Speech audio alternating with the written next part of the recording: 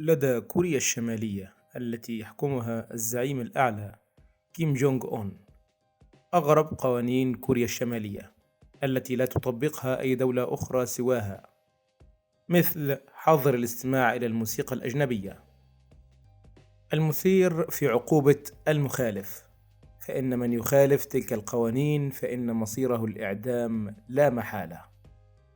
وتختلف شدة العقوبة حسب مكان إنتاج الموسيقى والأفلام، فقد يتم إعدام شخصًا شاهد الأفلام الأمريكية، بينما يسجن الآخر شاهد أفلامًا هندية، ويعاقب الذي يوزع الأفلام الإباحية بالإعدام. أولاً، قانون حظر إجراء المكالمات الدولية. يعتبر إجراء مكالمات دولية جريمة في كوريا الشمالية، وقد أعدم شخصًا في عام 2007 كان قد أجرى عدة مكالمات دولية. عدم النوم في اجتماع بحضرة الرئيس كيم. إذا كنت في حضرة الرئيس الكوري كيم وباغتك النوم فقد يتم إعدامك. فقد أعدم وزير الدفاع الكوري الشمالي هيون يونغ تشول في عام 2015 بمدفع مضاد للطائرات أمام حشد يضم أكثر من 100 شخصا لأنه نام خلال أحد اجتماعات كيم جونغ أون. احترام أسرة كيم جونغ أون وحكومة كوريا الشمالية والسياسيين.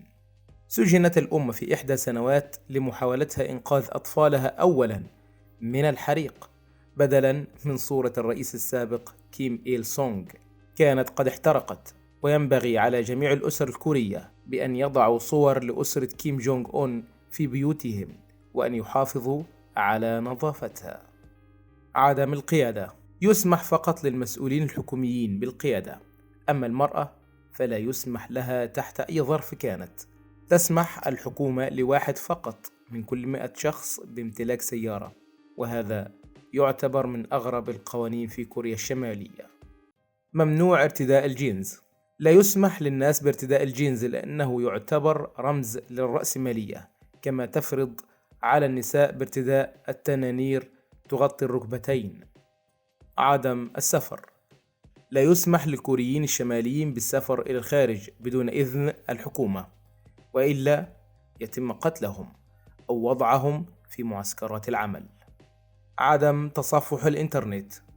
لا يمكن تصفح الإنترنت إلا من خلال الشبكة الداخلية بهم، يطلق عليها كوانغ ميونغ، وتم إطلاقها في عام 2000، وتضم هذه الشبكة 28 موقعا فقط تحت إشراف الحكومة. ويسمح فقط للسياسيين وعائلاتهم والطلاب الملتحقين بمدارس النخبة وقسم الحرب الإلكترونية بالجيش بتصفح هذه الشبكة.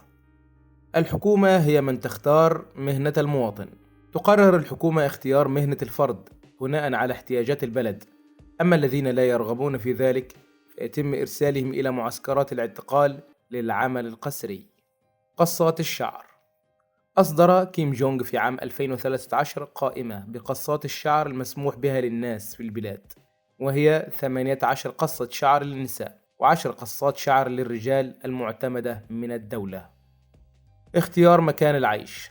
تختار الحكومة المكان الذي يمكن للناس العيش فيه حسب قوة علاقتهم مع الدولة، ويتطلب العيش في مدينة بيونغ يانغ إلى إذن حكومي. حرية الدين.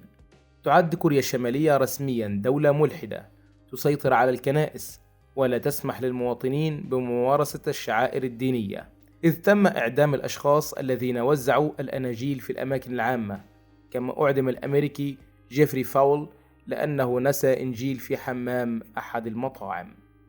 الإعدام للعائلة بأكملها إذا انتحر فرد منها. يمكن معاقبة عائلة بأكملها إذا انتحر شخص واحد من أفرادها حتى يتم معاقبة 3 أجيال من عائلته. الخدمة العسكرية إلزامية. يلزم جميع الرجال بالخدمة العسكرية لمدة 10 سنوات، بينما تخدم النساء لمدة 7 سنوات. التنظيف اليدوي. يعتبر يوم الأحد يوم عمل جماعي، حيث يتم التنظيف بالأيدي بدون استخدام الأدوات مطلقا. التزام المتزوجين حديثا احترام تمثال كيم سونغ الثاني. يجب على المتزوجين حديثا احترام تمثال كيم سونغ الثاني من خلال التوجه إلى تمثاله فور الانتهاء من حفلتهم، تقديرا لجهوده.